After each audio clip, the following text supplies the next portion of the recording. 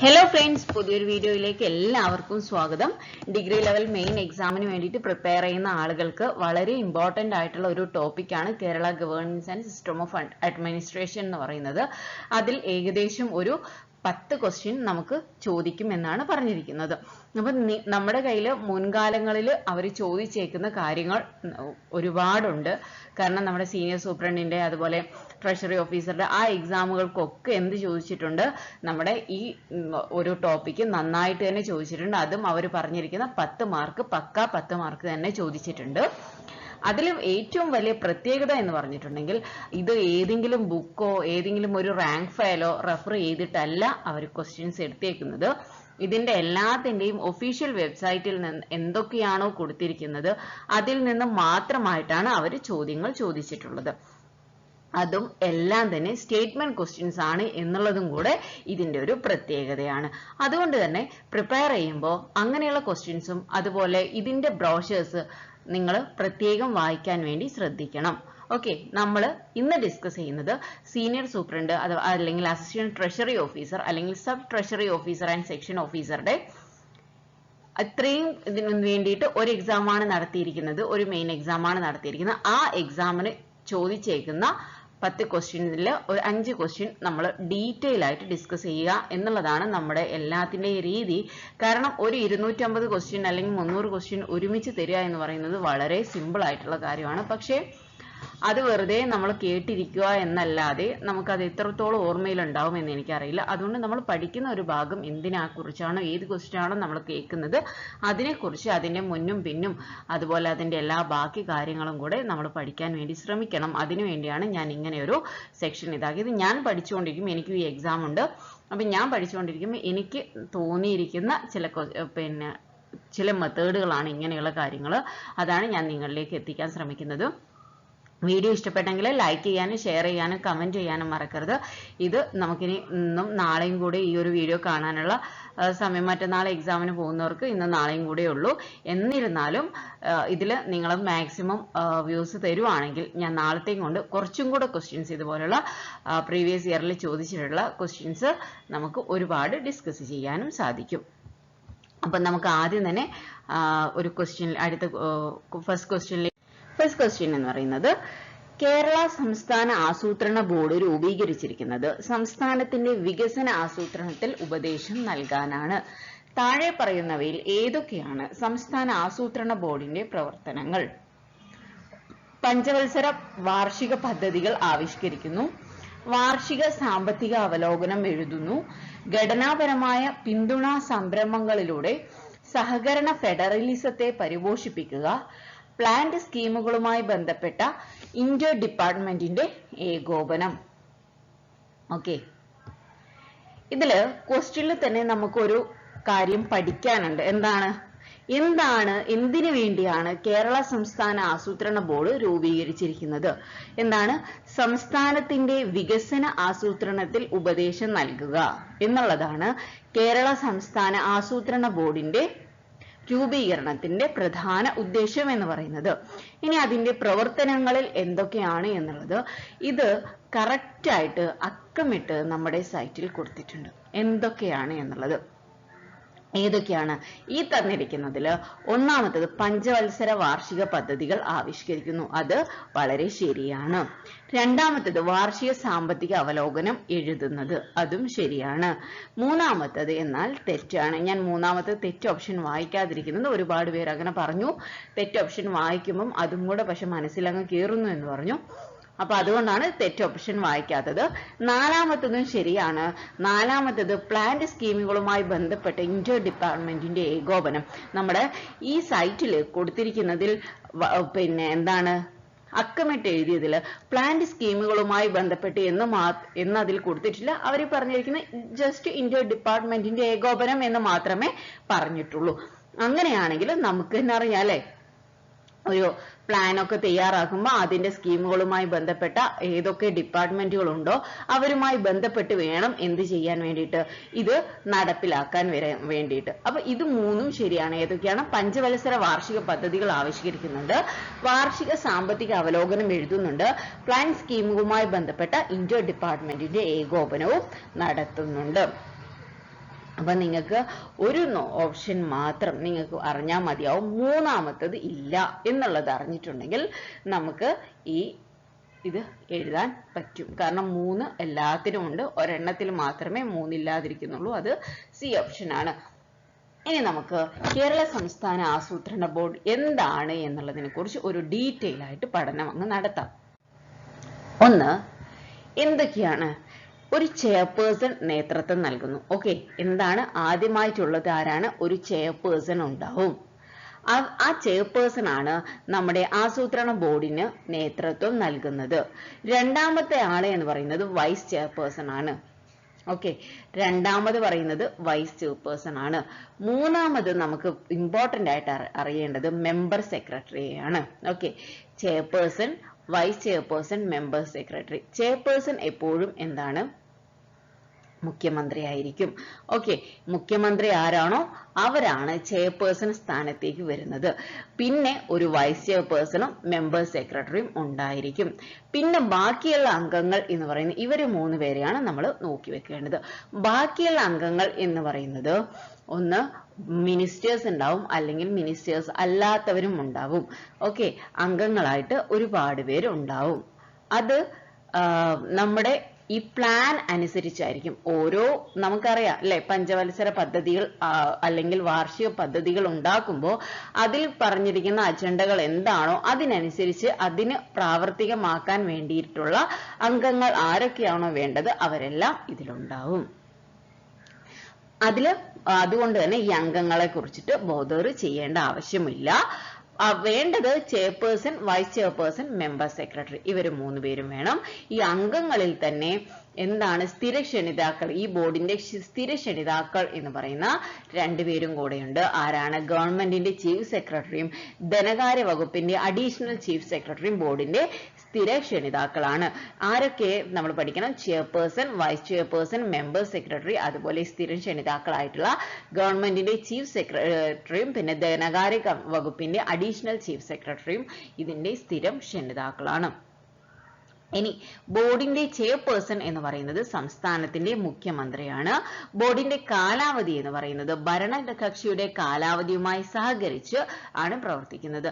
നമുക്ക് എല്ലാവർക്കും അറിയാവുന്നതാണല്ലേ, ഓരോ പഞ്ചവത്സര പദ്ധതി ഉണ്ടാക്കുന്നു, അതിന്റെ നടത്തിപ്പ് അങ്ങനെയൊക്കെ നോക്കുന്നത് അത് ആരാണോ സംസ്ഥാനം ഭരിക്കുന്നത് ആ ഭരണകക്ഷിയുടെ അണ്ടറിലായിരിക്കും ഇതിന്റെ പ്രവർത്തനങ്ങൾ നടക്കുന്നത്. അപ്പൊ അതുകൊണ്ട് തന്നെ ഈ ഭരണകക്ഷിയുടെ കാലാവധിയുമായി സഹകരിച്ചിട്ടായിരിക്കും ഈ ബോർഡിന്റെ കാലാവധി എന്ന് പറയുന്നത്. ഇനി ജസ്റ്റ് ഒരു ഇൻട്രൊഡക്ഷനിൽ തന്നെ, ഇത് നമ്മുടെ സൈറ്റിലെ സെയിം കാര്യങ്ങളാണ് കേട്ടോ, ആ ഒരു ഇൻട്രൊഡക്ഷനിൽ തന്നെ പറഞ്ഞിരിക്കുന്ന ഒരു കാര്യമുണ്ട്. എന്താണ്? പഞ്ചവത്സര വാർഷിക പദ്ധതികൾ ആവിഷ്കരിക്കുക, വാർഷിക സാമ്പത്തിക അവലോകനം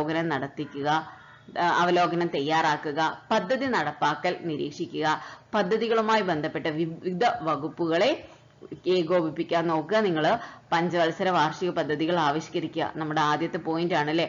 വാർഷിക സാമ്പത്തിക അവലോകനം തയ്യാറാക്കുക, രണ്ടാമത്തെ പോയിന്റ്. പിന്നെ പദ്ധതി നടപ്പിലാക്കൽ നിരീക്ഷിക്കുക, അത് ആ ഒരു പോയിന്റ് വന്നിട്ടില്ല, അടുത്ത എക്സാമിന് വേണമെങ്കിൽ ചോദിക്കാൻ ചാൻസ് ഉണ്ട്. പിന്നെ പദ്ധതികളുമായി ബന്ധപ്പെട്ട വിവിധ വകുപ്പുകളുമായിട്ട് ഏകോപിപ്പിക്കുക, അതുമായിട്ടാണ് നമ്മുടെ മൂന്നാമത്തെ പോയിന്റിൽ അവർ പറഞ്ഞിരിക്കുന്നത്, ഇന്റർ ഡിപ്പാർട്ട്മെന്റിന്റെ ഏകോപനം എന്ന് പറയുന്നത്. വികേന്ദ്രീകരണ സെല്ലിന്റെ പ്രവർത്തനങ്ങൾ ഏകോപിപ്പിക്കുക, പിന്നെ കമ്മീഷൻ പഠനങ്ങൾ, ബാഹ്യമായ എയ്ഡഡ് പ്രോഗ്രാമുകൾ, കേന്ദ്രം സ്പോൺസർ ചെയ്ത സ്കീമുകൾ, ചെയർപേഴ്സണായി നയസംക്ഷിപ്ത രൂപങ്ങൾ തയ്യാറാക്കുക എന്നിവയുമായി ബന്ധപ്പെട്ട ഇൻപുട്ടുകളും ശുപാർശകളും നൽകുക എന്നിവയാണ് സംസ്ഥാന ആസൂത്രണ ബോർഡിന്റെ പ്രധാന പ്രവർത്തനങ്ങൾ. ഇതാണ് നമുക്ക് ഈ ഒരു പാരഗ്രാഫ് മാത്രമാണ് നമുക്ക് എക്സാമിന് ചോദിച്ചേക്കുന്നത്. പഞ്ചവത്സര വാർഷിക പദ്ധതികൾ ആവിഷ്കരിക്കുക, വാർഷിക സാമ്പത്തിക അവലോകനം തയ്യാറാക്കുക, പദ്ധതി നടപ്പാക്കൽ നിരീക്ഷിക്കുക, പദ്ധതികളുമായി ബന്ധപ്പെട്ട വിവിധ വകുപ്പുകളുമായി ഏകോപിപ്പിക്കുക, വികേന്ദ്രീകരണ സെല്ലിന്റെ പ്രവർത്തനങ്ങൾ ഏകോപിപ്പിക്കുക, കമ്മീഷന്റെ പഠനങ്ങൾ, ബാഹ്യമായ എയ്ഡഡ് പ്രോഗ്രാമുകൾ, കേന്ദ്ര സ്പോൺസർ ചെയ്ത സ്കീമുകൾ, ചെയർപേഴ്സണിനായി നയസംക്ഷിപ്ത രൂപങ്ങൾ തയ്യാറാക്കുക എന്നിവയുമായി ബന്ധപ്പെട്ട എല്ലാ കാര്യങ്ങളുമാണ് എന്ത് സംസ്ഥാന ആസൂത്രണ ബോർഡിന്റെ പ്രധാനമായ പ്രവർത്തനങ്ങളിൽ പറഞ്ഞിരിക്കുന്നത്. ഇനി എന്താണ് ഇതിന്റെ കാര്യങ്ങളൊന്ന് നമുക്ക് പഠിക്കാം. ഈ സെപ്റ്റംബർ 1967 മുഖ്യമന്ത്രി ചെയർമാനുമായി ഒരു അനൌദ്യോഗിക പാർട്ട് ടൈം വൈസ് ചെയർമാനുമായിട്ടാണ് ഈ ബോർഡ് ആദ്യമായി രൂപീകരിക്കുന്നത്. അപ്പോൾ ഓർത്തിരിക്കുക, ആസൂത്രണ കമ്മീഷൻ നിലവിൽ വന്നത് നമ്മുടെ സംസ്ഥാനത്തിലുള്ളതാണ് കേട്ടോ. അല്ലാതെ നമുക്ക് മറ്റേതിൽ 1950-കളിലൊക്കെ ഉണ്ട്. 50-57 ആ ഒരു സമയത്തായിരുന്നല്ലോ. ഇത് എന്നാൽ തുടങ്ങുന്നത് എവിടെയാണ്? സെപ്റ്റംബർ 1967 തുടങ്ങിയിരിക്കുന്നത്. മറ്റേത് ഓർത്തിരിക്കുക. അപ്പൊ സ്റ്റേറ്റിൻ്റെത് തുടങ്ങിയിരിക്കുന്നത് എപ്പോഴാണ്? സെപ്റ്റംബർ 1967. അതിൽ മുഖ്യമന്ത്രി ചെയർമാനും ഒരു അനൌദ്യോഗിക പാർട്ട് ടൈം വൈസ് ചെയർമാനുമായിട്ടാണ് ഈ ബോർഡ് ആദ്യമായി രൂപീകൃതമായത്. അതില് 3 മുഴുവൻ സമയ അംഗങ്ങൾ ഉണ്ടായിരുന്നു.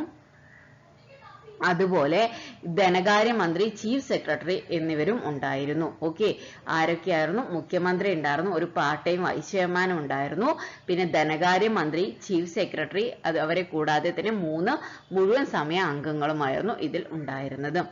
ഇതില് bureau of economic and statistical director ആയിരുന്നു ആദ്യത്തെ മെമ്പർ സെക്രട്ടറി. ആദ്യത്തെ മെമ്പർ സെക്രട്ടറി ആരാണ് എന്നുള്ളത് ഓർത്തിരിക്കുക. Bureau of economic and statistics director ആയിരുന്നു. ഇത് ആരായിരുന്നു എന്ന് നമ്മുടെ സൈറ്റിൽ പറഞ്ഞിട്ടില്ല, പക്ഷെ ഇതിങ്ങനെ തന്നെ പേരായിട്ട് തന്നെ പറഞ്ഞിരിക്കുക. കാരണം അവരൊരു ടാബുലാർ കോളം കൊടുത്തിട്ട് അതിലും അങ്ങനെ കൊടുത്തിട്ടുണ്ട്. മെമ്പർ സെക്രട്ടറി എന്ന് പറയുന്നത് ആരാണ്? ബ്യൂറോ ഓഫ് എക്കണോമിക് ആൻഡ് സ്റ്റാറ്റിസ്റ്റിക്സിന്റെ ഡയറക്ടർ ആയിരുന്നു ആദ്യത്തെ മെമ്പർ സെക്രട്ടറി. സംസ്ഥാനത്തിന്റെ വിഭവങ്ങളെ ശാസ്ത്രീയമായി വിലയിരുത്തുകയും വളർച്ചാ മുൻഗണനകളുടെയും അടിസ്ഥാനത്തിൽ വികസന പദ്ധതികൾ ആവിഷ്കരിക്കാൻ സംസ്ഥാന സർക്കാരിനെ പ്രാപ്തരാക്കുന്നതിന് വേണ്ടിയാണ് ഈ ബോർഡ് രൂപീകരിച്ചത്. എല്ലാ വർഷവും സംസ്ഥാനത്തിന്റെ ഒരു സമഗ്ര സാമ്പത്തിക അവലോകനം പുറത്തിറക്കാനുള്ള ചുമതലയും എന്ത് ചെയ്യുന്നുണ്ട്? ഈ ബോർഡിനെ ഏൽപ്പിച്ചിട്ടുണ്ട്. ബോർഡ് 1967 ശേഷം എത്രയാണ്? 15 തവണ പുനഃസംഘടിപ്പിച്ചിട്ടുണ്ട്. ഓക്കെ, എത്ര തവണയാണ്? 15 തവണയാണ് പുനഃസംഘടിപ്പിച്ചിട്ടുള്ളത്. ഈ നിലവിലെ സർക്കാർ അധികാരമേറ്റ ശേഷം 2016 ബോർഡ് പുനഃസംഘടിപ്പിച്ചിട്ടുള്ളത്. അപ്പൊ ഒരു കാര്യം ഓർത്തിരിക്കുക, 2016 ഇത് ബോർഡ് പുനഃസംഘടിപ്പിച്ചതിന് ശേഷമുള്ള ഡീറ്റെയിൽസ് നമ്മുടെ സൈറ്റിൽ കൊടുത്തിട്ടില്ല. അപ്പൊ അതുകൊണ്ട് നമുക്ക് ഇതുവരെയുള്ള കാര്യങ്ങൾ നോക്കിയാൽ മതിയാവും. ഇതില് ഓരോ കാര്യങ്ങളും അവർ ഓരോ ഇയറിൽ എന്തൊക്കെ ചെയ്തിട്ടുണ്ട്, ഓരോ 15 തവണ ഈ 15 തവണ പുനഃസംഘടിപ്പിച്ചതിന്റെ ഓരോ ഘട്ടമായിട്ട് തന്നെ നമ്മുടെ സൈറ്റിൽ കൊടുത്തിട്ടുണ്ട്. ഇന്നത് ചെയ്തു എന്നുള്ളത് നമുക്ക്. പക്ഷെ ആദ്യത്തേതും അവസാനത്തെയും 2016 ഒന്ന് നമുക്ക് നോക്കാം. അതാണ് നമ്മുടെ സൈറ്റിലുള്ളത്, അവിടെ വരെയേ ഉള്ളൂ. അപ്പൊ അത് വെച്ചിട്ട് നമുക്ക് ലാസ്റ്റത്തത് വെച്ചിട്ട് അത് പഠിക്കാം. മാറ്റി അപ്ഡേറ്റ് അവർ ചെയ്തിട്ടില്ല, എന്തെങ്കിലും അപ്ഡേഷൻ ഉണ്ടോ എന്ന് എനിക്ക് അറിയത്തില്ല. നിങ്ങൾ ജസ്റ്റ് ഒന്ന് സെർച്ച് ചെയ്ത് നോക്കാം കേട്ടോ. ഞാനിപ്പം നമ്മുടെ ഇതിന്റെ സൈറ്റിലുള്ള കാര്യങ്ങൾ മാത്രമേ പറയുന്നുള്ളൂ. അപ്പൊ അതിലുള്ള അംഗങ്ങളെ കുറിച്ചാണ് നമ്മുടെ 2016 ഇതുമായി ബന്ധപ്പെട്ട അംഗങ്ങൾ എന്ന് പറഞ്ഞിട്ടുണ്ടെങ്കിൽ ആദ്യം ഞാൻ പറഞ്ഞതാണ് കേട്ടോ. മന്ത്രിമാരായിട്ടുള്ളതും അതുപോലെ മന്ത്രിമാരല്ലാത്തവരുമായിട്ടുള്ള അംഗങ്ങൾ ഉണ്ടാകും. അപ്പൊ ഈ മന്ത്രിമാരല്ലാത്ത അംഗങ്ങൾ എന്ന് പറയുന്നത് ആരൊക്കെയാന്ന് വെച്ചിട്ടുണ്ടെങ്കിൽ വിവിധ മേഖലകളിൽ നിന്നുള്ള വിദഗ്ധർ.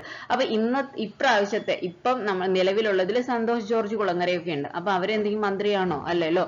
അപ്പൊ അവരെ ഓരോ മേഖലകളിൽ നിന്ന്, ടൂറിസം അങ്ങനെയൊക്കെയുള്ള ഓരോ മേഖലകളിൽ നിന്നാണ് എന്ത് ചെയ്യുന്നത്? നാമനിർദ്ദേശം ചെയ്യുന്നുണ്ട്. അതുപോലെ ഈ അംഗങ്ങൾ അതത് മേഖലകളിലെ വിദഗ്ധരുമായിട്ട് പ്രവർത്തിക്കുന്നു, അവിടെ പദ്ധതി രൂപീകരിക്കുന്നു, അത് നടപ്പാക്കുന്നു. അതിന്റെ നയപരമായ കാര്യങ്ങളെല്ലാം വിദഗ്ധമായിട്ടുള്ള ഉപദേശം എന്ത് ചെയ്യുന്നു? സർക്കാരിന് നൽകുന്നു. അപ്പൊ ഞാൻ പറഞ്ഞു, ഈ പറയുന്ന അംഗങ്ങൾ എന്ന് പറയുന്നത് മന്ത്രിമാരുമുണ്ട്. മന്ത്രിമാർ എന്ന് പറഞ്ഞിട്ടുണ്ടെങ്കിൽ നമ്മുടെ പരിസ്ഥിതിയുമായി ബന്ധപ്പെട്ട് നോക്കുമ്പോൾ പരിസ്ഥിതി മന്ത്രി ഉണ്ടാവും.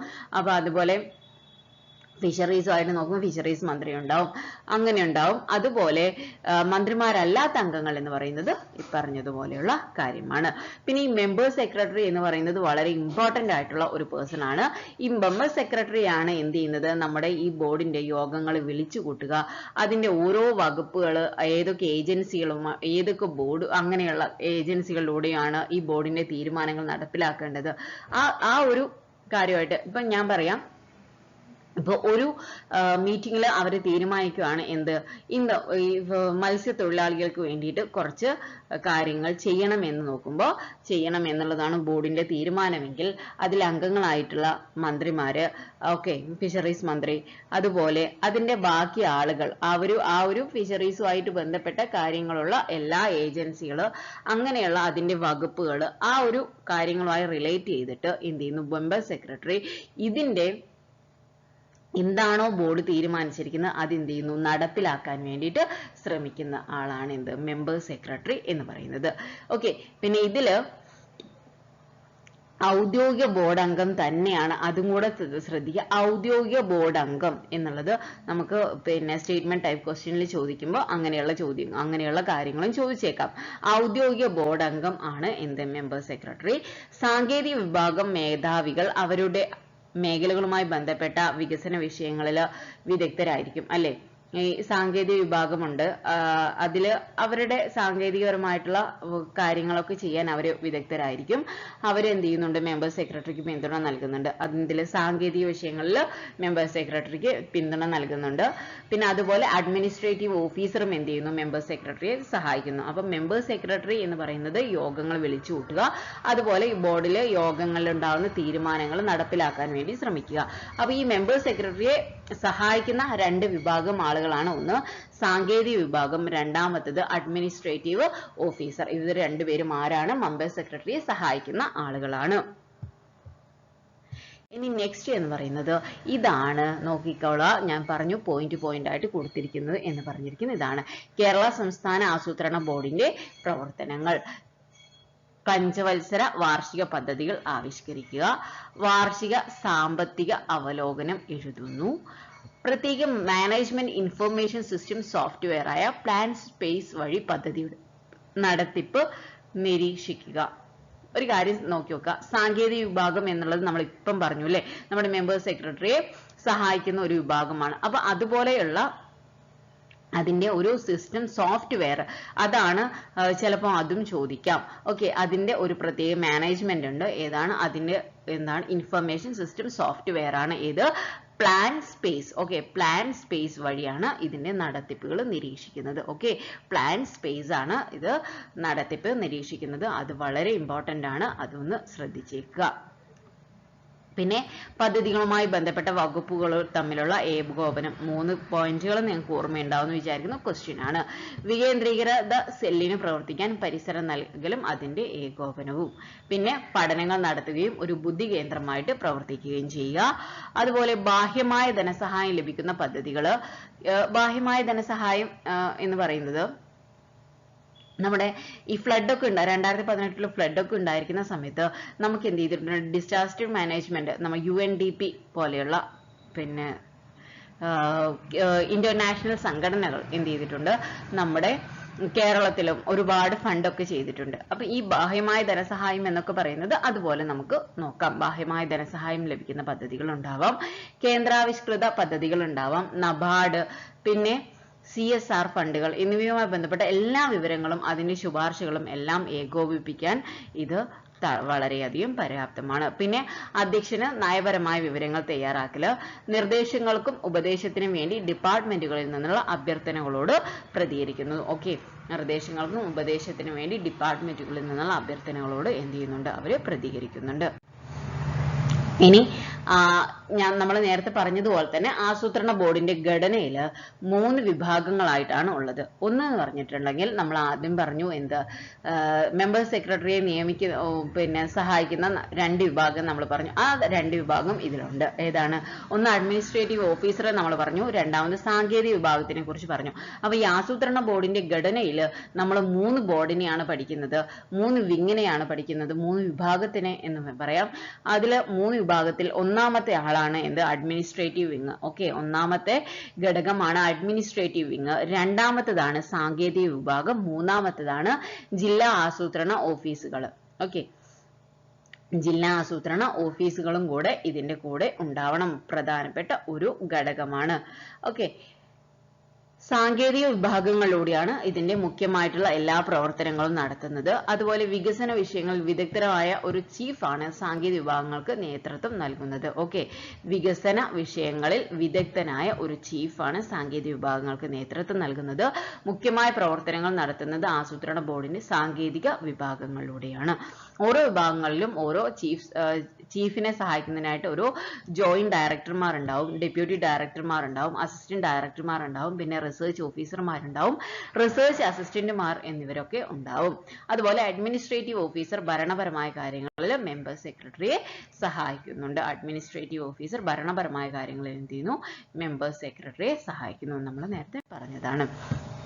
ഇതിനി ഇപ്പോഴത്തതാണ്. ഓക്കെ, ഇപ്പോഴത്തെ നമ്മൾ പറഞ്ഞു ചെയർപേഴ്സൺ എന്ന് പറയുന്നത് ആരാണ്? മുഖ്യമന്ത്രി പിണറായി വിജയനാണ് ചെയർപേഴ്സൺ. അതുപോലെ വൈസ് ചെയർപേഴ്സൺ ആരാണ്? പ്രൊഫസർ വി കെ രാമചന്ദ്രനാണ്. ഇപ്പോഴത്തെ വൈസ് ചെയർപേഴ്സൺ എന്ന് പറയുന്നത് പ്രൊഫസർ വി കെ രാമചന്ദ്രനാണ്. അതുപോലെ മെമ്പർ സെക്രട്ടറി എന്ന് പറയുന്നത് ശ്രീ പുനീത് കുമാർ IAS ആണ്. ശ്രീ പുനീത് കുമാർ IAS ആണ് മെമ്പർ സെക്രട്ടറി. ഇനി ഫസ്റ്റ് നമ്മൾ ഇപ്പോഴത്തെ പറഞ്ഞു. ഇനി നമുക്ക് ഫസ്റ്റ് ആരൊക്കെയായിരുന്നു നോക്കാം. ഫസ്റ്റ് മുഖ്യമന്ത്രി EMS നമ്പൂതിരിപ്പാടാണ് ചെയർപേഴ്സൺ ആയിട്ടുള്ള. സംസ്ഥാന ആസൂത്രണ ബോർഡാണ് സെപ്റ്റംബർ 1967 ആദ്യം രൂപീകരിച്ചത്. അപ്പൊ EMS നമ്പൂതിരിപ്പാടാണ് ഫസ്റ്റിന്റെ ചെയർപേഴ്സൺ. അതുപോലെ അന്നുണ്ടായിരുന്നത് 4 നോൺ ഒഫീഷ്യൽ അംഗങ്ങളെയും 4 ഉദ്യോഗസ്ഥരെയും അംഗങ്ങളായിട്ട് നാമനിർദ്ദേശം ചെയ്തു. അങ്ങനെ 8 പേര്, 4 നോൺ ഒഫീഷ്യൽ അംഗങ്ങളും പിന്നെ 4 ഉദ്യോഗസ്ഥരും. അപ്പം ബോർഡിന്റെ ഭരണഘടന എന്തൊക്കെയായിരുന്നു എന്ന് വെച്ച് കഴിഞ്ഞാൽ ഇതാണ്. ഫസ്റ്റ് ചെയർപേഴ്സൺ എന്ന് പറയുന്നത് ശ്രീ EMS നമ്പൂതിരിപ്പാടായിരുന്നു, അന്നത്തെ മുഖ്യമന്ത്രി. അതുപോലെ ബോർഡിന്റെ പിന്നെ കാലാവധി ഒന്ന് ഓർത്തിരിക്കുക, ഫസ്റ്റ് ആയതുകൊണ്ടാണ്. 1967 മുതൽ 1969 വരെയാണ്. അപ്പൊ നമ്മൾ വിചാരിക്കും ഇപ്പോഴത്തത് 2016 മുതൽ 2021 വരെ എന്നാണ് അതിൽ കണക്കിലൊക്കെ കൊടുത്തേക്കുന്നത് കേട്ടോ. അതിന് താഴെയുള്ളത് കൊടുത്തിട്ടില്ല. വൈസ് ചെയർപേഴ്സൺ എന്ന് പറയുന്നത് EMS നമ്പൂതിരിപ്പാടാണ്. വൈസ് ചെയർപേഴ്സണും ആയിട്ടുള്ള പിന്നെ വൈസ് ചെയർപേഴ്സൺ ആണ്. അതുപോലെ അംഗവുമായിട്ടുള്ള ആളാണ് എന്ത്? ശ്രീ MK ഹമീദ് ആണ്. വ്യവസായ ഇൻഫ്രാസ്ട്രക്ചറിലാണ് അദ്ദേഹം വർക്ക് ചെയ്തിരുന്നത്. Shri MK Hameed. Okay, vice chairperson ആരാണ്? ശ്രീ MK ഹമീദ് ആയിരുന്നു. അംഗങ്ങൾ ആരൊക്കെയായിരുന്നു എന്ന് വെച്ച് കഴിഞ്ഞാൽ വിദ്യാഭ്യാസ മന്ത്രിയായിരുന്നു ജോസഫ് മുണ്ടശ്ശേരി ആയിരുന്നു. വിദ്യാഭ്യാസ സാമൂഹിക സേവനങ്ങൾക്ക് വേണ്ടിയിട്ട് ജോസഫ് മുണ്ടശ്ശേരി. അതുപോലെ ശ്രീ TP കുട്ടിയാമു ആയിരുന്നു. ജലസേചനത്തിന് വേണ്ടിയിട്ട് ശ്രീ TP കുട്ടിയാമു ആയിരുന്നു അംഗമുണ്ടായിരുന്നത്. പിന്നെ സാമ്പത്തിക ഉപദേഷ്ടാവ്, സർക്കാരിന്റെ സാമ്പത്തിക ഉപദേഷ്ടാവായിരുന്നു മാത്യു കുര്യൻ, ഡോക്ടർ K മാത്യു കുര്യൻ. അതാണ് സാമ്പത്തിക വിഭാഗം കൈകാര്യം ചെയ്ത ഡോക്ടർ K മാത്യു കുര്യൻ ആയിരുന്നു. ഔദ്യോഗിക അംഗങ്ങൾ ഒന്ന് ധനമന്ത്രിയായിരുന്നു, പിന്നെ ചീഫ് സെക്രട്ടറി, കേരള സർക്കാരിന്റെ ചീഫ് സെക്രട്ടറി, പിന്നെ ആസൂത്രണ വകുപ്പിന്റെ സെക്രട്ടറി, കേരള സർക്കാരിന്റെ ആസൂത്രണ വകുപ്പിന്റെ സെക്രട്ടറിയുമായിരുന്നു ഔദ്യോഗിക അംഗങ്ങളായിട്ടുണ്ടായിരുന്നത്. മെമ്പർ സെക്രട്ടറി എന്ന് പറയുന്നത് director bureau of economics and സ്റ്റാറ്റിസ്റ്റിക്സിന്റെ director. Okay, bureau of economics and സ്റ്റാറ്റിസ്റ്റിക്സിന്റെ ഡയറക്ടർ ആയിരുന്നു മെമ്പർ സെക്രട്ടറി ആയിട്ട് ഉണ്ടായിരുന്നത്. ഇത് നമ്മൾ നേരത്തെ പറഞ്ഞത് തന്നെയാണ്. ഇതിൽ കുറച്ച് കാര്യങ്ങളും കൂടെ ഉണ്ട്. ഇത് ഞാൻ വേറെ എന്ന് വെച്ചിട്ടുണ്ടെങ്കിൽ നമ്മുടെ പിന്നെ കേരള സർക്കാരിൽ സർക്കാരിന്റെ ഒഫീഷ്യൽ വെബ്സൈറ്റിൽ ആസൂത്രണ കമ്മീഷനെ കുറിച്ച് പറഞ്ഞിരിക്കുന്ന കാര്യമാണ്. അപ്പോൾ ദേശീയ തലത്തിൽ 1900 നമ്മൾ നേരത്തെ പറഞ്ഞു 1950കളിലാണ് നിലവിൽ വന്നത്. പിന്നെ 1967 നമ്മുടെ ഇവിടെ വന്നു. അതിൽ എന്താണ്? മുഖ്യമന്ത്രി അധ്യക്ഷനായ ബോർഡിൽ ഒരു ഉപാധ്യക്ഷനും പ്രധാന മേഖലകൾ കൈകാര്യം ചെയ്യുന്ന അംഗങ്ങളും പാർട്ട് ടൈം അംഗങ്ങളും ഉണ്ടായിരിക്കും. ചീഫ് സെക്രട്ടറിയും ധനകാര്യ വകുപ്പ് സെക്രട്ടറി ബോർഡിലെ സ്ഥിരം ക്ഷണിതാക്കളാണ്. ഇതൊക്കെ നമ്മൾ പറഞ്ഞു. പ്ലാനിംഗ് ബോർഡിലെ 7 പ്രധാന വിഭാഗങ്ങളിലൂടെയാണ് വിവിധ പ്രവർത്തനങ്ങൾ ഏകോപിച്ച് വികസന പ്രവർത്തനങ്ങൾക്ക് ചുക്കാൻ പിടിക്കുന്നത്.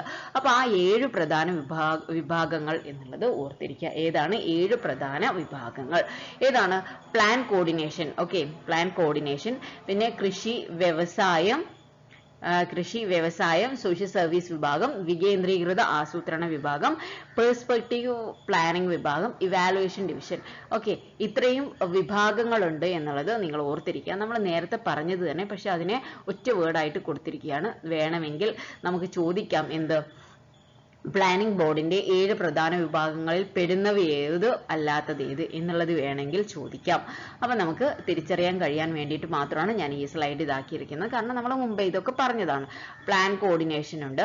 എന്താണ് പ്ലാൻ കോർഡിനേഷൻ? പിന്നെ കൃഷിയുണ്ട്, വ്യവസായമുണ്ട്, സോഷ്യൽ സർവീസ് വിഭാഗമുണ്ട്, വികേന്ദ്രീകൃത ആസൂത്രണ വിഭാഗമുണ്ട്, പെർസ്പെക്റ്റീവ് പ്ലാനിംഗ് വിഭാഗമുണ്ട്, ഇവാലുവേഷൻ ഡിവിഷൻ എന്നിവയാണ് പ്ലാനിന്റെ 7 പ്രധാന ഡിവിഷനുകൾ. ഇതിന്റെ കൂടെ എന്തുണ്ട്, വിവര സാങ്കേതിക വിദ്യാശാഖയുണ്ട്, പ്ലാൻ പബ്ലിസിറ്റി വിഭാഗമുണ്ട്, പിന്നെ ബോർഡിന്റെ സംസ്ഥാന കേന്ദ്ര ഓഫീസിൽ പ്രവർത്തിക്കുന്ന ലൈബ്രറി ഉണ്ട്. ലൈബ്രറി ഗവേഷണ മേഖലകൾ കൂടി സഹായിക്കുന്നുണ്ട്. ആസൂത്രണ പ്രവർത്തനങ്ങൾക്ക് തുടക്കം കുറിക്കുന്നതിന് മുന്നോടിയായി എല്ലാ വർഷവും കേരള ഇക്കണോമിക് റിവ്യൂ പ്രസിദ്ധീകരിക്കുന്നുണ്ട്. ബജറ്റ് അവതരണത്തിന് മുമ്പ് നിയമസഭയിൽ സമർപ്പിക്കുന്ന ഈ രേഖ കേരളത്തിന്റെ സാമ്പത്തിക സ്ഥിതിയുടെ സമഗ്രമായ ചിത്രം ലഭ്യമാകുന്നു. Kerala economic review. ഓക്കെ, സംസ്ഥാനത്തിന്റെ വികസന പദ്ധതികൾ തയ്യാറാക്കുക വഴി സംസ്ഥാനത്തിന്റെ സാമ്പത്തിക സ്ഥിതി നിരന്തരമായ പഠനങ്ങളിലൂടെ വിലയിരുത്തുന്നതും വികസനം സംബന്ധിച്ച ശുപാർശകൾ സർക്കാരിന് നൽകുന്നതും പ്ലാനിംഗ് ബോർഡിന്റെ ചുമതലയിൽ പെടുന്നുണ്ട്. അപ്പോൾ ഇനി ഇത്രയാണ് പ്ലാനിംഗ് ബോർഡ്. ഇനി നെക്സ്റ്റ് ക്വസ്റ്റ്യൻ എന്ന് പറയുന്നത് കേരള സംസ്ഥാന ദുരന്ത നിവാരണ അതോറിറ്റിയെ സംബന്ധിച്ച് താഴെ പറയുന്നവയിൽ ഏതാണ് ശരി എന്നുള്ളതാണ്. ഓക്കെ, കേരള സംസ്ഥാന ദുരന്ത നിവാരണ അതോറിറ്റിയെ സംബന്ധിച്ചിട്ടുള്ള കാര്യങ്ങൾ. ഇതിൽ വളരെ സിമ്പിൾ ആയിട്ടുള്ള കാര്യങ്ങൾ മാത്രമേ KSDMA സൈറ്റിൽ കൊടുത്തിട്ടുള്ളൂ. വളരെ കുറച്ച് കാര്യങ്ങൾ മാത്രമേ കൊടുത്തിട്ടുള്ളൂ. അപ്പൊ അത് മാത്രം നമുക്ക് ഒന്ന് പഠിച്ചിട്ട് പോകാം. കേരളത്തിന്റെ മുഖ്യമന്ത്രിയാണ് KSDMA ചെയർമാൻ. നിയമാനുസൃതമല്ലാത്ത അധികാരങ്ങളുള്ള ഒരു സ്വയംഭരണ സ്ഥാപനമാണ് KSDMA. KSDMAക്ക് 10 അംഗങ്ങളാണുള്ളത്. അപ്പോൾ ഒരു കാര്യം ഞാൻ ശ്രദ്ധിച്ചിട്ട് പറഞ്ഞുതരാം. ഈ കേരള സംസ്ഥാന ദുരന്ത നിവാരണ അതോറിറ്റിയുടെ മുഖ്യമന്ത്രിയാണ് ചെയർമാൻ. അത് വളരെ ശരി തന്നെയാണ്. ഓക്കെ, കേരള മുഖ്യമന്ത്രിയാണ് KSDMA ചെയർമാൻ എന്ന് പറയുന്നത്. KSDMAക്ക് 10 അംഗങ്ങളാണുള്ളത്. അതും ശരിയാണ്. ഇതാണ് നമ്മുടെ ഒഫീഷ്യൽ ആൻസർ കീയിൽ വന്നിരിക്കുന്നത്. ഓപ്ഷൻ ബി ആണ് കൊടുത്തേക്കുന്നത്. അപ്പോൾ പക്ഷേ നമുക്ക് KSDMA സൈറ്റ് നോക്കിയാൽ നമുക്ക് കാണാം 10 അംഗങ്ങളിൽ 7 എക്സ് ഒഫീഷ്യോ അംഗങ്ങളെ മാത്രമേ അതിൽ അവർ കൊടുത്തിട്ടുള്ളൂ. ഓക്കെ, 7 എക്സ് ഒഫീഷ്യോ അംഗങ്ങളുടെ കാര്യങ്ങൾ മാത്രമേ അതിൽ പറഞ്ഞിട്ടുള്ളൂ. പക്ഷെ അതിൽ 10 അംഗങ്ങൾ ഉണ്ട്. ഓക്കെ, അത് കൺഫ്യൂഷൻ ഉണ്ടാവാൻ പാടില്ല. കേരളത്തിന്റെ മുഖ്യമന്ത്രിയാണ് KSDMA ചെയർമാൻ എന്ന് പറയുന്നത്. എന്താണ് ദേശീയ ദുരന്ത നിവാരണ നിയമം 2005? ഓക്കെ, എന്താണ് ദേശീയ ദുരന്ത നിവാരണ നിയമം 2005 അനുസരിച്ചിട്ടാണ് സംസ്ഥാനത്ത് എന്ത് ചെയ്യുന്നത്, സംസ്ഥാന ദുരന്ത നിവാരണ അതോറിറ്റി നിലവിൽ വന്നത്. അത് എത്രയിലാണ്? 2007 നിലവിൽ വരുന്നത്. ദേശീയ ദുരന്ത നിവാരണ നിയമം 2005 അതിനനുസരിച്ചിട്ട് സംസ്ഥാന ദുരന്ത നിവാരണ അതോറിറ്റി നിലവിൽ വരുന്നത് 2007. മുഖ്യമന്ത്രിയാണ് അതിന്റെ ചെയർമാൻ. ഒരു സംസ്ഥാന റവന്യൂ മന്ത്രിയാണ് വൈസ് ചെയർമാൻ. ഓക്കെ, അത് ഓർത്തിരിക്കുക. ചെയർമാൻ മുഖ്യമന്ത്രിയാണ്, റവന്യൂ മന്ത്രിയാണ് വൈസ് ചെയർമാൻ. ഒരു സ്റ്റേറ്റ് എക്സിക്യൂട്ടീവ് കമ്മിറ്റിയാണ് അങ്ങനെയുള്ള ഒരു എക്സിക്യൂട്ടീവ് കമ്മിറ്റിയാണ് ദുരന്ത നിവാരണ അതോറിറ്റിയുടെ ഭരണനിർവഹണ സമിതി. മുഖ്യമന്ത്രി ചെയർമാനും സംസ്ഥാനത്തിന്റെ റവന്യൂ മന്ത്രി വൈസ് ചെയർമാനുമായിട്ടുള്ള ഒരു ഭരണനിർവാഹക സമിതി. സംസ്ഥാനത്തിന് ഒരു ദുരന്ത നിവാരണ നയം രൂപീകരിക്കുക. അത് ഓർത്തിരിക്കുക. അതിന്റെ എന്തൊക്കെയാണ് അതിന്റെ കടമകൾ എന്നുള്ളത്. സംസ്ഥാനത്തിന് ഒരു ദുരന്ത നിവാരണ നയം രൂപീകരിക്കുക, പ്രകൃതി ദുരന്ത സാധ്യതയുള്ള മേഖലകൾ നിർണ്ണയിക്കുക, വിവിധ വകുപ്പുകളെ ഉൾപ്പെടുത്തി ദുരന്ത നിവാരണ പദ്ധതികൾ ആസൂത്രണം ചെയ്യുക തുടങ്ങിയവയാണ് അതോറിറ്റിയുടെ ലക്ഷ്യങ്ങൾ. അത്രയും കാര്യങ്ങൾ ഓർത്തിരിക്കുക. സംസ്ഥാന ഒരു ദുരന്ത നിവാരണ നയം രൂപീകരിക്കുന്നു, പ്രകൃതി ദുരന്ത സാധ്യതകളുള്ള മേഖലകൾ നിർണ്ണയിക്കുക, വിവിധ വകുപ്പുകളെ ഉൾപ്പെടുത്തി ദുരന്ത നിവാരണ പദ്ധതികൾ ആസൂത്രണം ചെയ്യുക തുടങ്ങിയവയാണ് അതോറിറ്റിയുടെ ലക്ഷ്യങ്ങൾ.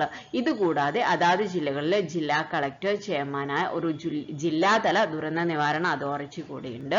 ജില്ലാതല ദുരന്ത നിവാരണ കമ്മിറ്റി ഉണ്ട്. അതിൽ പ്രകൃതി ദുരന്തങ്ങൾ, മനുഷ്യജന്യ അപകടങ്ങൾ, മാരകമായ പകർച്ചവ്യാധികൾ എന്നിങ്ങനെ ദുരന്തങ്ങളെ വർഗീകരിച്ച് ഇവയുടെ ആഘാതം കുറയ്ക്കുക, ജീവനഷ്ടവും സാമ്പത്തിക നഷ്ടവും ലഘൂകരിക്കുക, ദുരന്തത്തിന് ഇരയാകുന്നവർക്ക് സഹായം എത്തിക്കുക, പുനരുദ്ധാരണ പ്രവർത്തനങ്ങൾ ഏകോപിപ്പിക്കുക എന്നിവയും അതോറിറ്റിയുടെ ലക്ഷ്യങ്ങളാണ്. മെയിൻ ആയിട്ടുള്ള 3 ലക്ഷ്യങ്ങൾ നമ്മൾ നേരത്തെ പറഞ്ഞു. എന്താണ്? ഒരു ദുരന്ത നിവാരണ നയം രൂപീകരിക്കുക, പ്രകൃതി ദുരന്ത സാധ്യതയുള്ള മേഖലകൾ നിർണ്ണയിക്കുക, അതുപോലെ വിവിധ വകുപ്പുകൾ ഉൾപ്പെടുത്തി ദുരന്ത നിവാരണ പദ്ധതികൾ ആസൂത്രണം ചെയ്യുക. ഇതാണ് 3 ലക്ഷ്യങ്ങൾ എന്ന് പറയുന്നത്. പിന്നെയുള്ള ലക്ഷ്യമാണ് എന്ത്? ദുരന്തങ്ങളെ വർഗീകരിച്ചിട്ട് അവയുടെ ആഘാതം കുറയ്ക്കുക. എങ്ങനെ വർഗീകരിക്കണം? പ്രകൃതി ദുരന്തം ഏതാണ്, മനുഷ്യജന്യ അപകടങ്ങൾ ഏതാണ്, അതുപോലെ മാരകമായ പകർച്ചവ്യാധികൾ, ഇങ്ങനെ ഓരോന്നായി വർഗീകരിച്ച് അവയുടെ ആഘാതം കുറയ്ക്കുക, ജീവനഷ്ടവും സാമ്പത്തിക നഷ്ടവും ലഘൂകരിക്കുക, ദുരന്തത്തിന് ഇരയായവർക്ക് സഹായം എത്തിക്കുക, പുനരുദ്ധാരണ പ്രവർത്തനങ്ങൾ ഏകോപിപ്പിക്കുക എന്നിവയും എന്താണ്? അതോറിറ്റിയുടെ പ്രവർത്തന ലക്ഷ്യങ്ങളാണ്. ഇനി KSDMA എന്താണ് ഏപ്രിൽ 2017 കമ്പോസ് ചെയ്തിരിക്കുന്നതിൽ ഫോളോയിങ് മെമ്പേഴ്സ് ആണ് ഉള്ളത്. ഇത്രയും മെമ്പേഴ്സ് ആണ്. ഒന്ന് chief minister, chairman, ex officio ആണ്. അതാണ് ഞാൻ പറഞ്ഞത്, എക്സ് ഒഫീഷ്യോ ആയിട്ടുള്ള 7 മെമ്പേഴ്സിനെയാണ് അവർ സൈറ്റിൽ കൊടുത്തിരിക്കുന്നത്. ചീഫ് മിനിസ്റ്റർ ആയിട്ടുള്ള ചെയർമാൻ എക്സ് ഒഫീഷ്യോ മെമ്പർ ആണ്. പിന്നെ minister of revenue vice chairman ex officio ആണ്. അതുപോലെ അഗ്രികൾച്ചർ മിനിസ്റ്റർ, കൃഷി മന്ത്രി, പിന്നെ അതുപോലെ chief secretary, chief executive officer ആണ് കേട്ടോ. ചീഫ് സെക്രട്ടറി എന്താണ്? ചീഫ് എക്സിക്യൂട്ടീവ് ഓഫീസർ ആണ്. പിന്നെ അഡീഷണൽ ചീഫ് സെക്രട്ടറി, അത് ഏതെങ്കിലും റവന്യൂ ആൻഡ് ഡിസാസ്റ്റർ മാനേജ്മെന്റ്, അതവരാണ് കൺവീനർ ആയിട്ടുള്ളത്. Okay, additional chief secretary revenue and disaster management ആണ് കൺവീനർ ആയിട്ടുള്ളത്. Additional chief secretary home secretary ആണ് മെമ്പർ, ഒരു എക്സ് ഒഫീഷ്യോ മെമ്പർ ആയിട്ട് വരുന്നത്. പിന്നെ head scientist, state emergency operation centre member secretary ആയിട്ട് വരുന്നുണ്ട്, ഹെഡ് സയന്റിസ്റ്റ്. ഇത്രയും പേരാണ് അതില് എക്സ് ഒഫീഷ്യോ മെമ്പേഴ്സ് ആയിട്ട് വന്നിരിക്കുന്നത് എന്നാണ് നമ്മുടെ സൈറ്റിൽ പറഞ്ഞിരിക്കുന്നത്. 7 എക്സ് ഒഫീഷ്യോ മെമ്പേഴ്സ്. ഇനി അടുത്തതാണ് വളരെ ഇമ്പോർട്ടന്റ് ആയിട്ടുള്ള ഒരു ക്വസ്റ്റ്യൻ ആണ് കേട്ടോ. കേരളത്തിലെ മഹാത്മാഗാന്ധി ദേശീയ ഗ്രാമീണ തൊഴിലുറപ്പ് പദ്ധതിയെ സംബന്ധിച്ച് താഴെ പറയുന്നവയിൽ ഏതാണ് ശരി എന്നുള്ളതാണ് ചോദിച്ചിട്ടുള്ളത്. മഹാത്മാഗാന്ധി ദേശീയ ഗ്രാമീണ തൊഴിലുറപ്പ് പദ്ധതി, അതിന്റെ പിന്നെ എന്താണ് ഷോർട്ട് ഫോം ആണ് NGNREGS എന്ന് പറയുന്നത്. ബാക്കി എല്ലായിടത്തിലും അങ്ങനെയാണ് കൊടുത്തിരിക്കുന്നത്. അപ്പൊ അത് തന്നെ ഓർത്തിരിക്കുക. മഹാത്മാഗാന്ധി ദേശീയ ഗ്രാമീണ തൊഴിലുറപ്പ് പദ്ധതിയിലൂടെ എന്ത് ചെയ്യുന്നു? പൂർണ്ണമായും ഗ്രാമപഞ്ചായത്ത് തലത്തിലാണ് ഇവ നടത്തുന്നത്. ഗ്രാമപഞ്ചായത്ത് സെക്രട്ടറിയാണ് ഈ സ്കീമിന്റെ രജിസ്ട്രേഷൻ ഓഫീസർ. സ്ത്രീകളും പുരുഷന്മാരും പദ്ധതിയുടെ ഗുണഭോക്താക്കളാണ്. ശരിക്കും പറയുകയാണെങ്കിൽ നമ്മൾ ഇതിന് ആൻസർ എഴുതുവാണെങ്കിൽ, നമ്മൾ സാധാരണക്കാരായ നമ്മൾ ആൻസർ എഴുതുവാണെങ്കിൽ ഓപ്ഷൻ ഡി ആണ് ഓപ്റ്റ് ചെയ്യുക.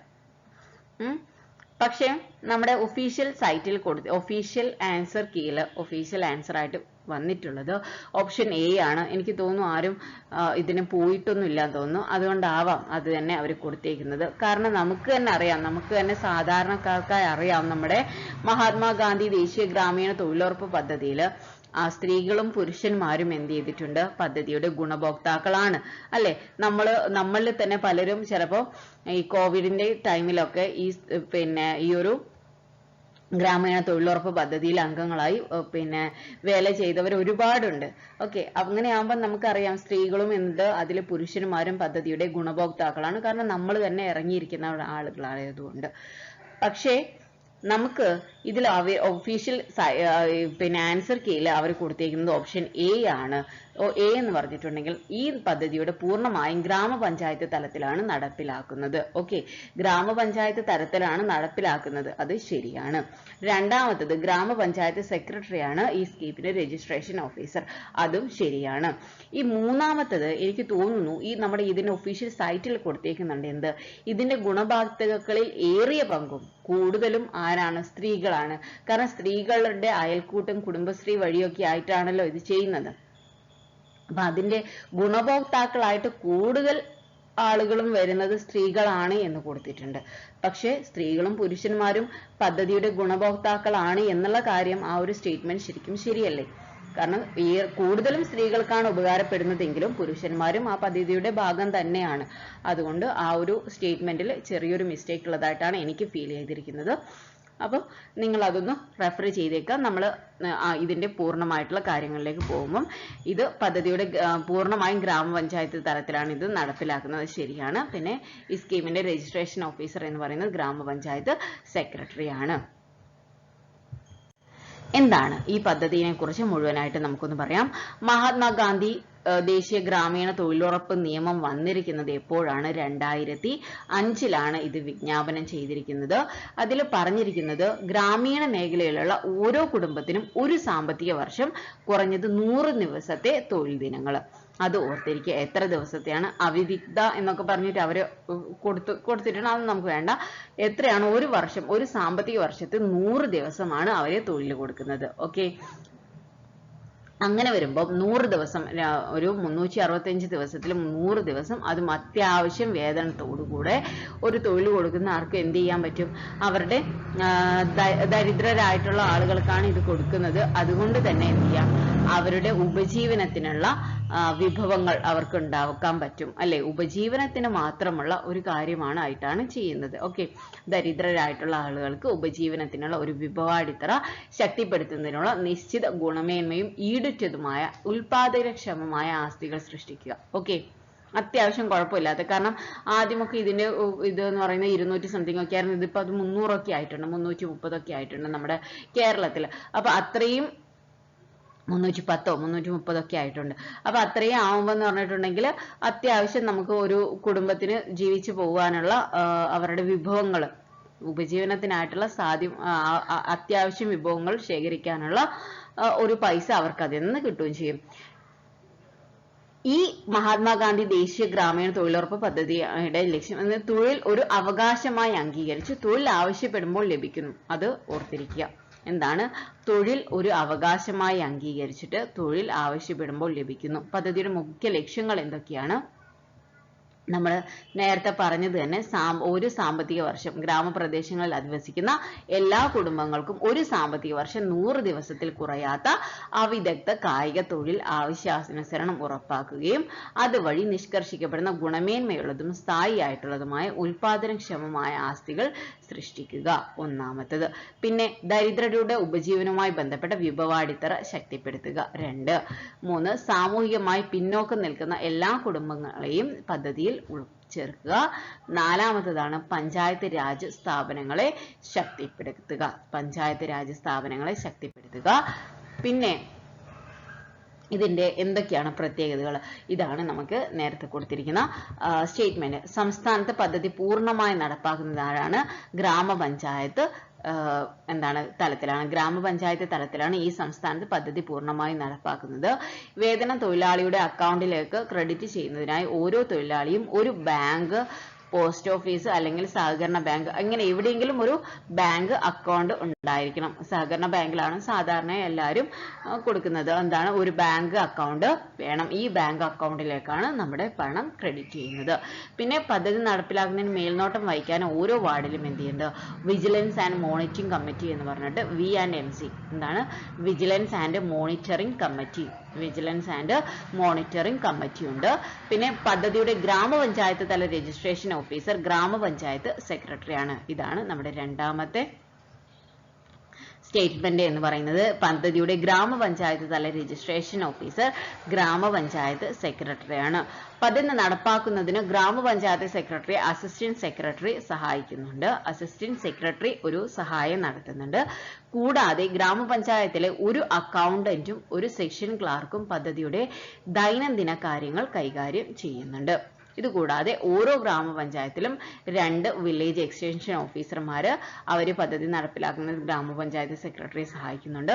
ഇതിനു പുറമെ ഒരു ഡാറ്റ എൻട്രി ഓപ്പറേറ്റർ അക്കൗണ്ടന്റുമാരുണ്ട്, എഞ്ചിനീയർമാർ അല്ലെങ്കിൽ ഓവർസിയർമാർ എന്നിവരൊക്കെ ഉണ്ട്. അവരെയൊക്കെ കരാർ അടിസ്ഥാനത്തിനാണ് നിയമിക്കുന്നത്. കരാർ ജീവനക്കാരുടെ തെരഞ്ഞെടുപ്പ് ബന്ധപ്പെട്ട ഗ്രാമപഞ്ചായത്തുമേൽ നിക്ഷിപ്തമാണ്. ഇത് ഒരു കാര്യം ശ്രദ്ധിക്കേണ്ടത്, ഇതില് നോക്കുക, ഇതിൽ ഒന്നാമത്തെ നമുക്ക് ഇതിൽ നോക്കേണ്ടത് എന്താണ്? ഗ്രാമപഞ്ചായത്ത് തല രജിസ്ട്രേഷൻ ഓഫീസർ ഗ്രാമപഞ്ചായത്താണ്.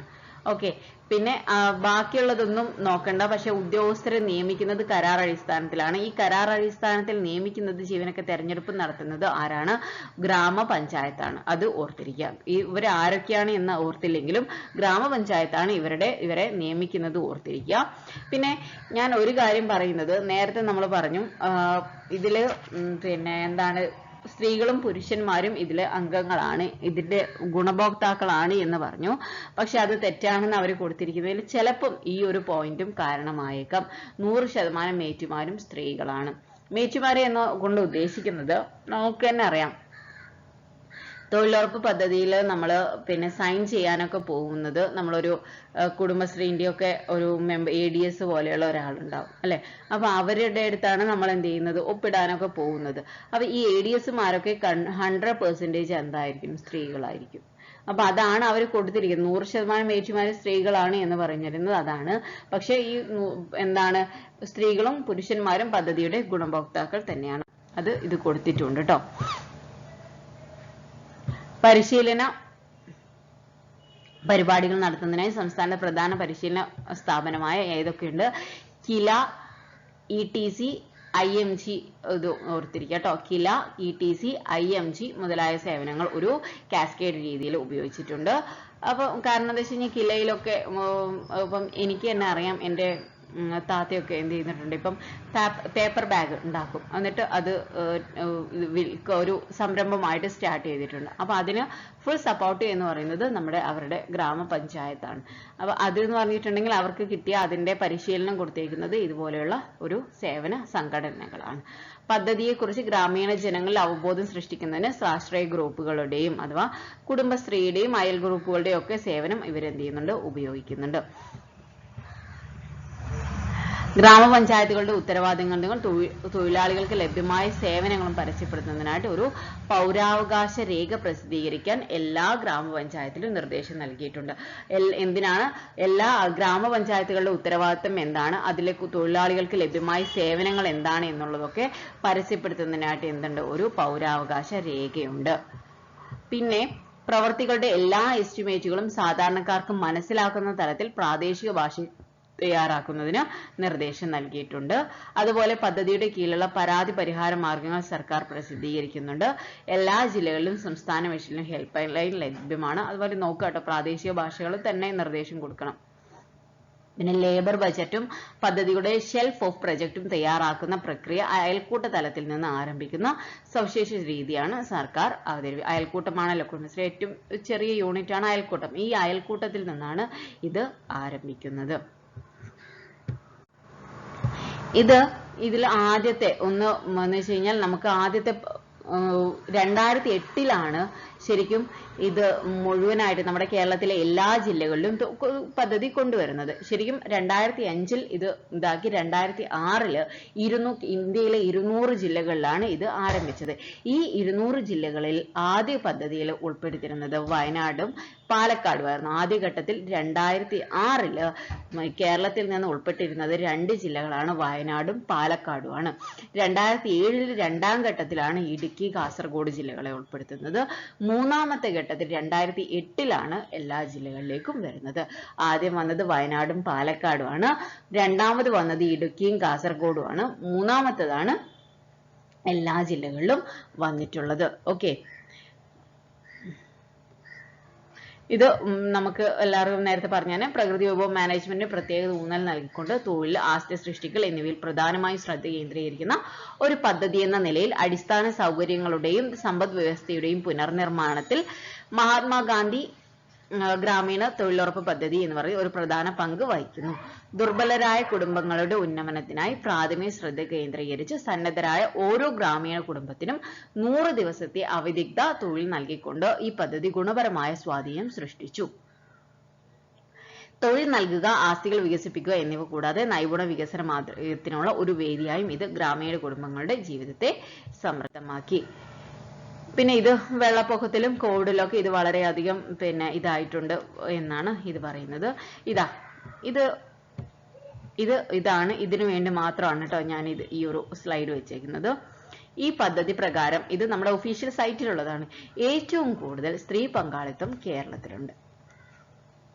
കുടുംബശ്രീയുടെ പങ്കാളിത്തം സംസ്ഥാനത്തെ പദ്ധതിയുടെ വളർച്ചയെ വളരെയധികം സഹായിച്ചിട്ടുണ്ട്.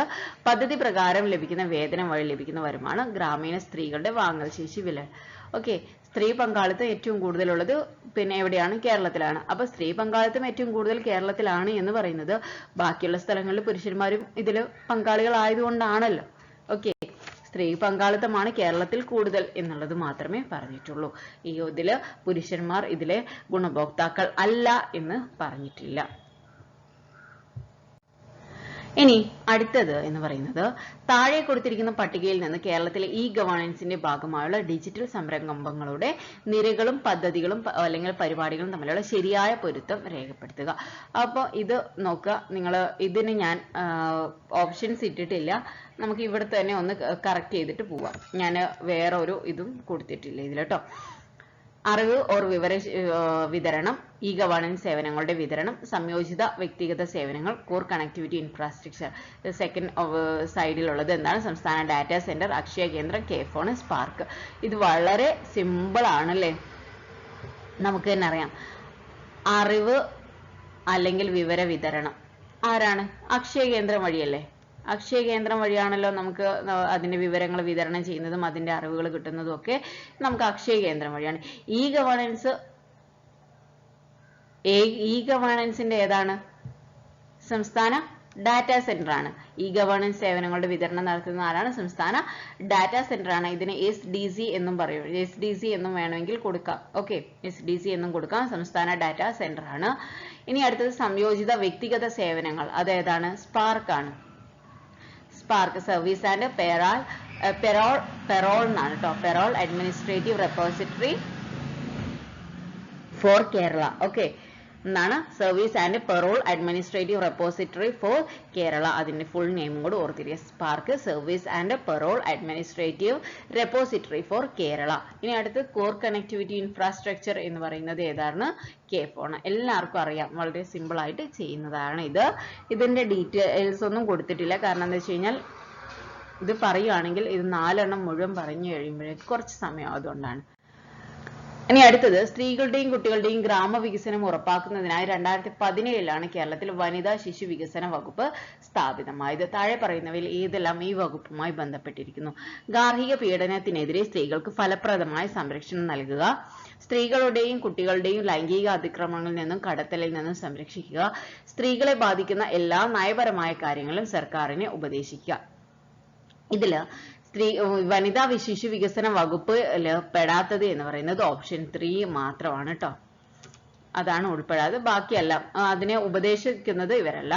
ഗാർഹിക പീഡനത്തിനെതിരെ സ്ത്രീകൾക്ക് ഫലപ്രദമായ സംരക്ഷണം നൽകുന്നുണ്ട്. അതുപോലെ സ്ത്രീകളെയും കുട്ടികളെയും ലൈംഗിക അതിക്രമങ്ങളിൽ നിന്നും കടത്തലിൽ നിന്നും ഒക്കെ എന്ത് ചെയ്യുന്നുണ്ട്? സർക്കാരിനെ ഉപദേശിക്കുന്നുണ്ട്. അഥവാ ഇതിന്റെ ആൻസർ എന്ന് പറയുന്നത് ഓപ്ഷൻ എ ആണ്, 1, 2. ഇനി ഇതിന്റെ കുറച്ച് കാര്യങ്ങൾ മാത്രം, ഒരുപാട് കാര്യങ്ങൾ ഞാൻ ഇതിൽ കൊടുത്തിട്ടില്ല. മറ്റേതൊക്കെ ഡിസ്കസ് ചെയ്ത പോലെ ഒരുപാട് കൊടുത്തിട്ടില്ല, കുറച്ച് കൊടുത്തിട്ടുണ്ട്. അതൊന്നും നമുക്ക് വേഗം നോക്കാം. വനിതാ ശിശു വികസന വകുപ്പിൽ പറയുന്നത് എന്താണ്? സ്ത്രീകളുടെയും കുട്ടികളുടെയും ക്ഷേമവുമായി ബന്ധപ്പെട്ട നിയമവും ഭരണ ചട്ടങ്ങളും. നമ്മൾ നേരത്തെ പറഞ്ഞത് തന്നെ അല്ലെ, അതിനെ ഒന്ന് ജസ്റ്റ് ഒന്ന് അങ്ങോട്ടും ഇങ്ങോട്ടും തിരിച്ചു മറിച്ചതാണ് മറ്റേത് എല്ലാം ഉള്ളത്. പിന്നെ സ്ത്രീകളുടെയും കുട്ടികളുടെയും ക്ഷേമവുമായി ബന്ധപ്പെട്ട നയങ്ങൾ നടപ്പിലാക്കുക, സ്ത്രീകളുടെയും കുട്ടികളുടെയും ക്ഷേമവുമായി ബന്ധപ്പെട്ട കേന്ദ്രാവിഷ്കൃത പദ്ധതികൾ നടപ്പിലാക്കുക. കേന്ദ്രം ആവിഷ്കരിക്കുന്ന പദ്ധതികളും നടപ്പിലാക്കുന്നതും ആര് തന്നെയാണ്? വനിതാ ശിശു വികസന വകുപ്പ് തന്നെയാണ്. സ്ത്രീകളുടെയും കുട്ടികളുടെയും ക്ഷേമവുമായി ബന്ധപ്പെട്ട നിയമവും ഭരണചട്ടങ്ങളും ഉണ്ടാക്കുന്നു, അതുപോലെ അവരുടെ നയങ്ങൾ നടപ്പിലാക്കുന്നു, പിന്നെ കേന്ദ്രാവിഷ്കൃത പദ്ധതികൾ നടപ്പിലാക്കുന്നു. പിന്നെ ഏറ്റവും ഇമ്പോർട്ടന്റ് എന്ന് പറഞ്ഞിട്ടുള്ളത് അടുത്തതാണ്, ഈ താഴെ പറയുന്ന ഭരണഘടനാ സ്ഥാപനങ്ങളുടെ നടത്തിപ്പൊക്കെ നടത്തുന്നത് ആരാണ്? വനിതാ ശിശു വികസന വകുപ്പാണ്. അതിൽ ഏതൊക്കെയാണ്? ഒന്നാമത്തേന്ന് പറഞ്ഞാൽ വനിതാ ശിശു വികസന വകുപ്പ്, അത് അവർ തന്നെ നടത്തുന്നതാണല്ലോ. രണ്ടാമത് കേരള വനിതാ കമ്മീഷൻ, വനിതാ കമ്മീഷൻ അവരുടെ അണ്ടറിലാണ്.